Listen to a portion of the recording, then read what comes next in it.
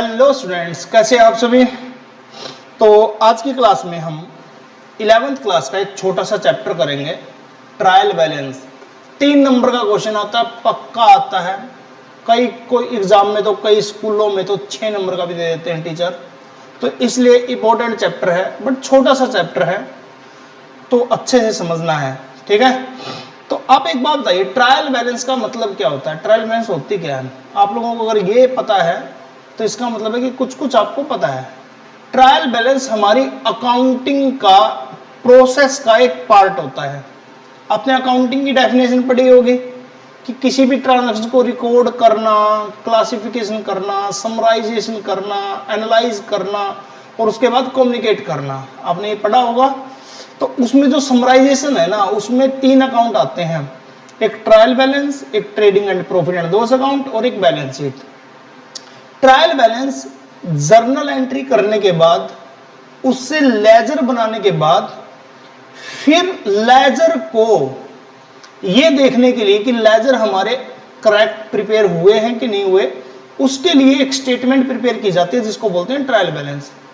Trial balance का अपना कोई काम नहीं होता, ना आप ट्रायल बैलेंस से कुछ कैलकुलेट कर सकते हो, ना ही आप उससे कुछ नई चीज पता कर सकते हो। बस आप क्या पता कर सकते हो कि भैया आपने जो इतने सारे लेजर बनाए हैं वो करेक्ट प्रिपेयर हुए हैं कि नहीं प्रिपेयर हुए, बस इतना सा काम है इसका। सर हमें कैसे पता लगेगा कि करेक्ट प्रिपेयर हुए हैं कि नहीं हुए। आपने लेजर बनाए हैं, अगर आपने लेजर नहीं बनाए तो आपको एक दूसरी क्लास भी देखनी पड़ेगी जिसमें आपको लेजर बनाने आने चाहिए, ठीक है। मैं अभी ये मान के चलता हूं कि आपको लेजर प्रिपेयर करना आता है, ठीक है। मान लो एक लेजर प्रिपेयर किया मैंने,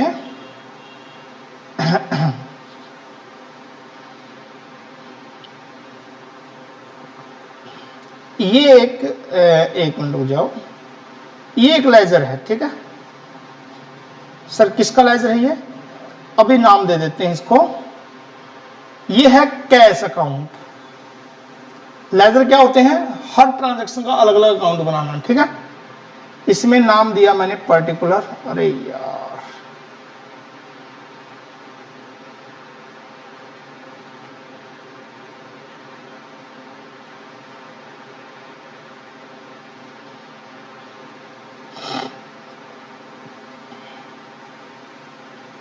पर्टिकुलर अमाउंट, पर्टिकुलर अमाउंट, ठीक है। ये हमारा कैश अकाउंट प्रिपेयर हुआ। आपको पता होगा कि कैश अकाउंट में स्टार्टिंग होती है टू बैलेंस ब्रॉट डाउन से, अगर ओपनिंग बैलेंस दे रखा तो। ये हम एक एग्जांपल लेके चल रहे हैं, मान लो 1 लाख रुपए अज्यूम करके चलते हैं। फिर हमारे पास सेल से कैश आया 50,000 रुपए। सर कोई क्वेश्चन उठा लेते हैं, क्वेश्चन उठाएंगे अगर तो उसमें हमें पूरी जर्नल और लेजर करनी पड़ेगी। तो हम एक एग्जांपल लेके चलते हैं, सारे लेजर ऐसे ही बनते हैं, तो इसलिए आपको टेंशन लेने की जरूरत नहीं है। बस आप समझ लो, जब आप लेजर बनाओ तो आपको बिल्कुल डिट्टो ऐसे ही मिलेगा, ठीक है। टू बैंक 10,000, ठीक है, और बाय परचेज मान लो 50,000। अब आपको ये देखना है, लेजर में क्या करते हैं हम, अकाउंट बनाते हैं तब ये देखते हैं कौन सी साइड हमारी ज्यादा है। हमारी डेबिट साइड ज्यादा है। सर आपको कैसे पता, देखो 1 लाख प्लस 50,000 प्लस 10,000, 1,60,000 रुपए, और हमारी क्रेडिट साइड कितनी है 50,000। तो कौन सी साइड ज्यादा हुई, डेबिट ज्यादा हुई ना, और क्रेडिट कम हुई। तो डेबिट ज्यादा हुई और क्रेडिट कम हुई, दोनों मैच तो नहीं हुए। तो ये बताओ जोन साइड ज्यादा है, इक्वल करने के लिए आप उस साइड लिखोगे या जो साइड कम है उस साइड लिखोगे। जो साइड कम है उस साइड लिखेंगे, क्यों, क्योंकि जो ज्यादा है वो तो ऑलरेडी ज्यादा है। जैसे मान लो एक तरफ 20,000 है, एक तरफ 5,000 है, तो आप किस साइड लिखोगे, 5,000 को इक्वल करने के लिए 15,000 और एक्स्ट्रा लिखोगे ना। तो हम यहां पे लिखेंगे बाय बैलेंस CD, ये वर्ड आपको लिखना होता है। और ये आपका आया 1,10,000 रुपए, 1,00,000, अरे यार क्या है, 1,10,000 रुपए। देखिए मैंने लिखा तो क्रेडिट साइड में है, बट ये बैलेंस डेबिट है। सर ये क्या बकवास है? बिल्कुल, क्रेडिट में लिखने की वजह ही यही है मेरी, क्योंकि मेरी डेबिट साइड ज्यादा आई है। अगर डेबिट ज्यादा आएगी तभी तो क्रेडिट में लिखूंगा, और अगर क्रेडिट ज्यादा आएगी तो मैं सीडी बैलेंस को किस साइड लिखूंगा? मैं डेबिट साइड में। तो दोनों उल्टे चलते हैं। उल्टे तो नहीं चलते, लॉजिकल है बात। अरे भैया जो डेबिट साइड ज्यादा है तो क्रेडिट में लिखूंगा, क्योंकि क्रेडिट को इक्वल करना मुझे, और क्रेडिट बहुत ज्यादा। जैसे मान लो मैं आपको एक एग्जांपल दूं कि एक और अकाउंट बनाया मैंने, कैपिटल अकाउंट, और कैपिटल जब भी आती है तो कैपिटल अकाउंट क्रेडिट होता है। मान लो बाय कैश, मान लो 1 लाख रुपए। अब बताओ मुझे, इस साइड कुछ भी नहीं है तो कौन सी साइड ज्यादा है? सर ये ज्यादा। अरे भैया इस साइड तो जीरो है ना, इस साइड तो जीरो है। कौन सी साइड ज्यादा? क्रेडिट साइड ज्यादा है। इक्वल करने के लिए किस साइड लिखे? अगर कोई बच्चा अभी भी सोच रहा है कि क्रेडिट में लिख देंगे, तो क्रेडिट में लिख दोगे तो डबल हो जाएगा ना क्रेडिट में, तो हम लिखेंगे डेबिट में। ठीक है, यहाँ पे to balance carry down. But debit में लिखने की वजह ये नहीं है कि डेबिट बैलेंस आया ही है, बैलेंस क्रेडिट ही आया ही है। ठीक है, मुझे लगता है आपको समझ में आ गया होगा। अब बात करते हैं कि इसको ट्रांसफर कैसे करेंगे। ये हमारा डेबिट बैलेंस है, पता चल गया होगा आपको, ये हमारा क्रेडिट बैलेंस है। जब हम लेजर बनाएंगे तो उसमें लिखेंगे कैश अकाउंट, और कैश अकाउंट में, लेजर में हमेशा सॉरी ट्रायल बैलेंस में जब हम बनाएंगे तो वहां पे लिखेंगे कैश अकाउंट। ट्रायल बैलेंस में 2 साइड होते हैं, एक डेबिट और एक क्रेडिट। तो कैश अकाउंट के डेबिट में लिख देंगे जो बैलेंस 1,10,000 रुपए हमारा आया है। इस तरह जितने भी अकाउंट होंगे, जो भी साइड आपकी ज्यादा आएगी, सारी ट्रांजैक्शन उसी साइड में रिकॉर्ड करते जाओगे। समझ में आया? ये हमारा लेजर ट्रायल बैलेंस का सबसे बेसिक रूल होता है। लेकिन कई बार एग्जामिनर आपसे ये नहीं पूछता, और इस तरह से क्वेश्चन नहीं पूछता। ये तो लेजर से ट्रायल बैलेंस बनाना आ गया। आपके एग्जाम में जो क्वेश्चन आता है, आपको ट्रायल बैलेंस के कुछ बैलेंसेस दे देता है। ट्रायल बैलेंस के कुछ बैलेंसेस देगा, तो आपको उससे क्या करना है? ट्रायल बैलेंस प्रिपेयर करनी है। ठीक है, तो आपको क्या करना है?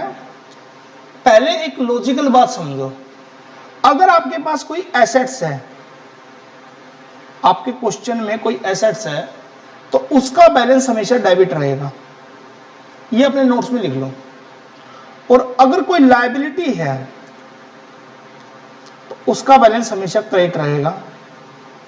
अगर कोई एक्सपेंडिचर है, एक्सपेंस है, तो उसका बैलेंस हमेशा डेबिट रहेगा। कोई इनकम है अगर, उसका बैलेंस हमेशा क्रेडिट रहेगा।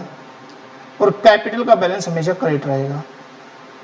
ये मैं तब के लिए बता रहा हूं जब आपको सिर्फ बैलेंसेस दे दे लेजर के, और आपको ट्रायल बैलेंस वो बनाने के लिए बोला जाए, तब आप इस तरह से करोगे।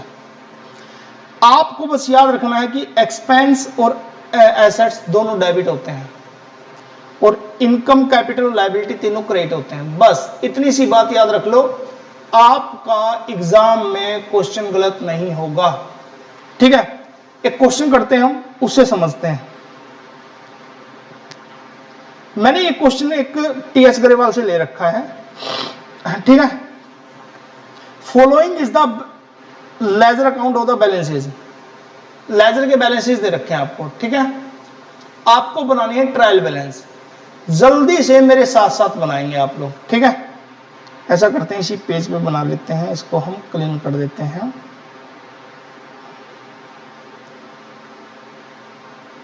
ट्रायल बैलेंस बनती कैसे है सर? ट्रायल बैलेंस का फॉर्मेट होता है पार्टिकुलर, डेबिट, क्रेडिट, और ये लाइनिंग मार देते हैं। ठीक है,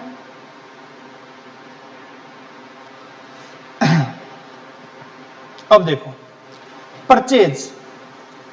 परचेज आपको ये देखना, आपके लिए एसेट्स है, एक्सपेंस है, क्या है, इनकम है, लायबिलिटी क्या है। परचेज हमेशा आपके लिए एक्सपेंस होता है। क्या होता है? एक्सपेंस। थोड़ा अच्छे से लिख दूं क्या इसको? इसको ब्लैक ले लेते हैं हम ना।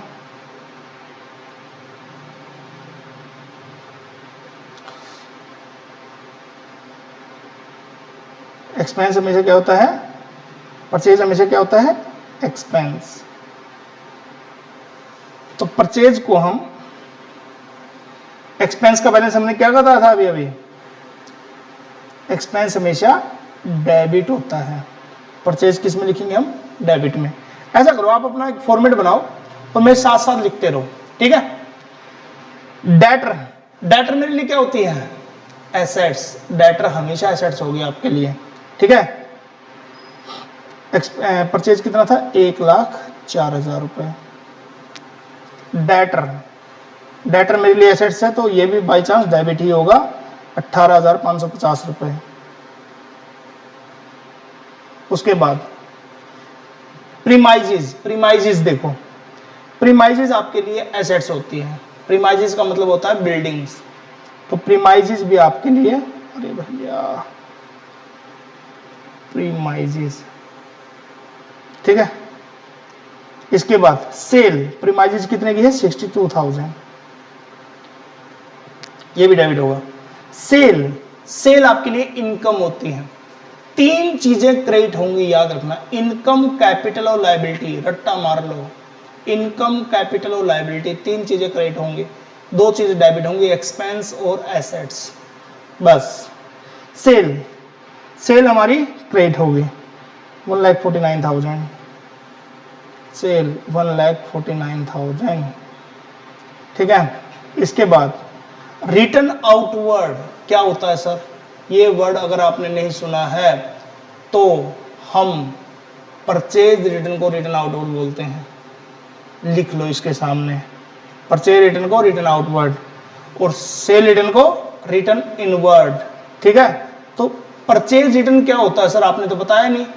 जो परचेज होता है उसके अपोजिट, परचेज हमेशा डेबिट होता है, परचेज रिटर्न हमेशा क्रेडिट होगा, ठीक है। तो परचेज रिटर्न क्या होगा, credit. Return outward 8,900, purchase return 8,900। Next discount allowed, बताओ आपके लिए एक्सपेंस है कि इनकम है, हमेशा आपके लिए एक्सपेंस होगा, तो डेबिट होगा। सिर्फ 5 चीजों को याद रखेगा जो बच्चा, डिस्काउंट अलाउड आपके लिए एक्सपेंस है, कितने रुपए है, ये है 780 रुपए। इसके बाद कैश एट बैंक, अरे कैश, बैंक और कैश तो एसेट्स होती हैं, बहुत अच्छी एसेट्स होती है हमारी, उसके बिना तो काम नहीं चलेगा। कैश एट बैंक कितने रुपए है, कैश एट बैंक है 1560। अगर मेरा थोड़ा बहुत ऊपर नीचे हो तो आप देख लेना एक बार, ठीक है, क्योंकि स्क्रीन पे थोड़ा सा गड़बड़ दिखाई देता है। कैरीज इनवर्ड, कैरीज चाहे इनवर्ड हो चाहे आउटवर्ड हो, चाहे इनवर्ड हो चाहे आउटवर्ड हो, दोनों ही एक्सपेंस होते हैं, इसमें आपको कंफ्यूजन नहीं। कैरीज कैरीज होता है, एक्सपेंस होता है। तो कैरीज इनवर्ड क्या होता है आपके लिए, 650 रुपए एक्सपेंस। कैरीज इनवर्ड क्या होगा, कितने रुपए, 650 रुपए।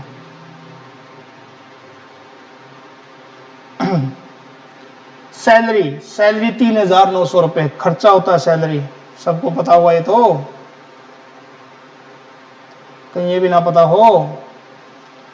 स्टॉक, स्टॉक, ओपनिंग स्टॉक आपके लिए हमेशा एक्सपेंस होता है, ठीक है। पिछले साल वो एसेट्स में कन्वर्ट था, अब ये आपके लिए एक्सपेंस बन गया है। स्टॉक कितने रुपए, 25,000 रुपए का स्टॉक,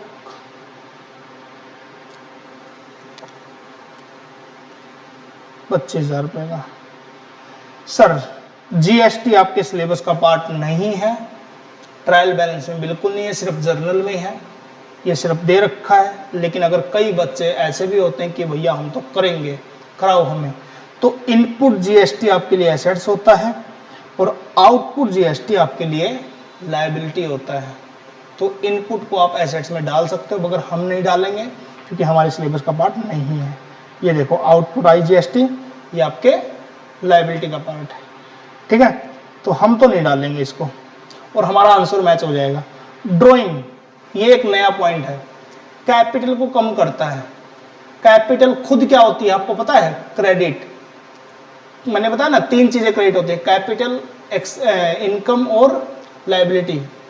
3 चीजें अगर क्रेडिट होंगी तो ड्राइंग, कैपिटल को कम करता है तो वो डेबिट होगा। ड्राइंग,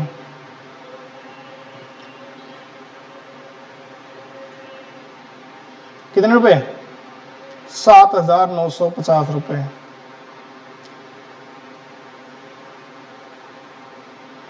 इसके बाद सन्ड्री क्रेडिटर, क्रेडिटर आपकी लायबिलिटी होती है।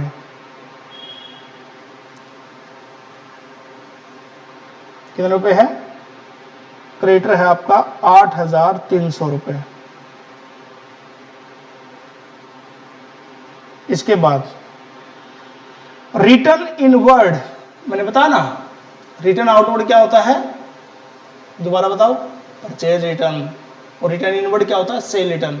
सर सेल्स जो होती है उसके अपोजिट होती है, सेल हमेशा क्रेडिट होगी तो सेल रिटर्न हमेशा डेबिट होगी।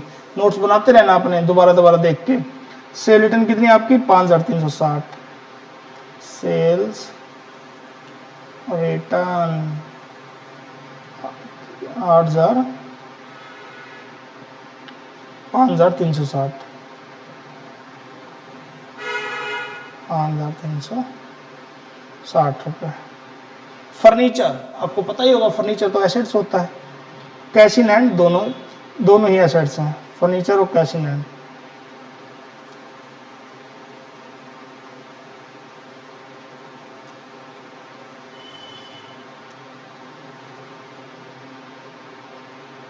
कितने रुपए? फर्नीचर 15,600, 390।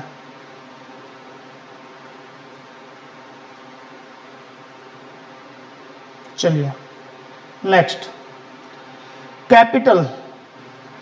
कैपिटल आपकी एसेट लायबिलिटी होती है, मतलब आपका खुद का एडिंग होती है तो क्रेडिट होगी कैपिटल।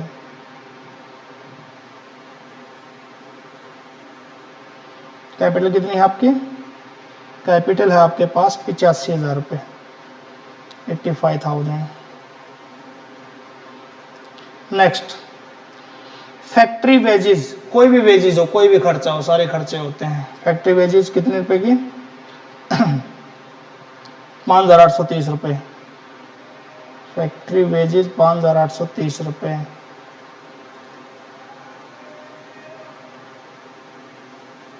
₹5,830। चलिए नेक्स्ट, नेक्स्ट आपका कैरीज आउटवर्ड। मैंने बताया ना, कैरीज के ऊपर कोई इनवर्ड आउटवर्ड नहीं लगता, दोनों ही खर्चे होते हैं। 260 रुपये कैरीज आउटवर्ड।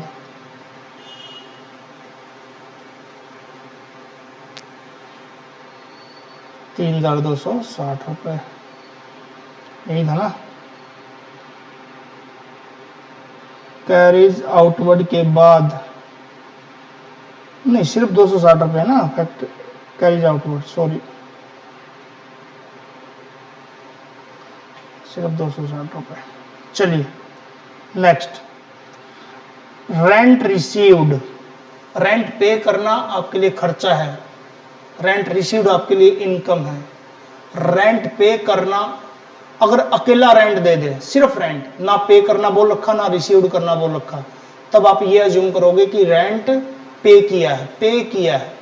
सिर्फ रिसीव्ड तभी अज्यूम करोगे जब क्वेश्चन में बोल रखा होगा ये हमारी इनकम है, अदरवाइज रेंट हमारा एक्सपेंस होता है। नॉर्मल केस में एक्सपेंस ही दिया होता है, कोई रेयर चांस है कि आपको इनकम के रूप में रेंट रिसीव्ड दे दे। कितने रुपए? 2,990। अब तो ये इनकम हो गई ना, रेंट रिसीव्ड 2,990 रुपये। Next, insurance. इंश्योरेंस आपको कितना है? 2,100 रुपये। कुछ नहीं बता रखा तो मतलब इंश्योरेंस पे किया आपने। इंश्योरेंस एक्सपेंस आपका। इसके बाद इंश्योरेंस के बैड डेप्स 260 रुपये। इंश्योरेंस आपका 2,100 रुपये का। बैड डेप्स, बैड डेप्स आपका लॉस होता है, लॉस भी हमेशा डेबिट होगा।